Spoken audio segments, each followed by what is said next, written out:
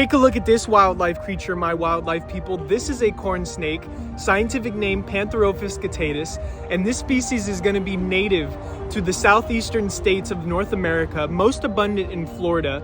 And these guys are going to be getting anywhere from 36 to 72 inches long. Super docile, super calm snakes. Younglings are going to be eating frogs, lizards, and smaller rodents, while the adults are going to be eating mostly rodents and bats and other lizards. How incredible is that? These guys are going to be coming in colors such as orange, brownish yellows with red blotches coming down their back. This guy's albino, so he's missing a lot of those darker colors, but this is such an incredible species to study and take a look at, because how amazing is this creature right here? Truly incredible.